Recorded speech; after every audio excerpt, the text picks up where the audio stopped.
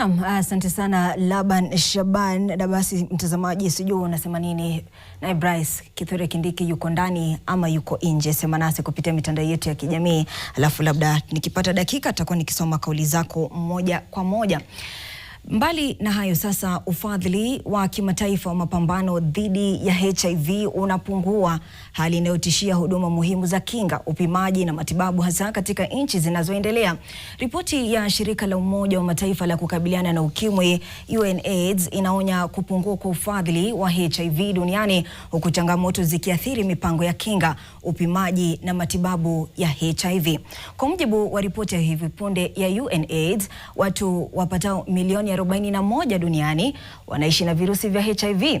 Mwaka jana pekee, mwaka 2025, maambukizi mapya milioni 1.2 yalirekodiwa, huku watu 570,000 wakifariki kutokana na maradhi yanayohusiana na ukimwi. Wakati huo huo, watu wapatao milioni 32.1 kote duniani wanapokea dawa za kupunguza makali ya virusi vya HIV, yani ARVs.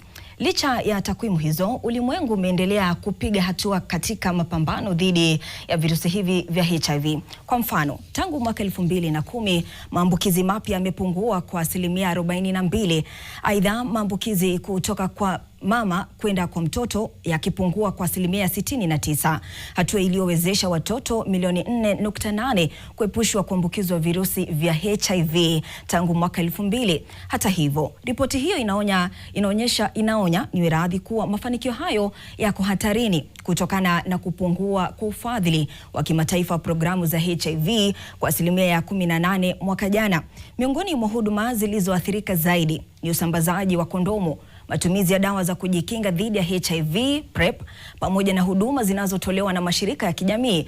Kwa sasa dunia inakabiliwa na pengo la ufadhili wa HIV linalokadiriwa kufikia dola za Marekani bilioni 4.3 kila mwaka.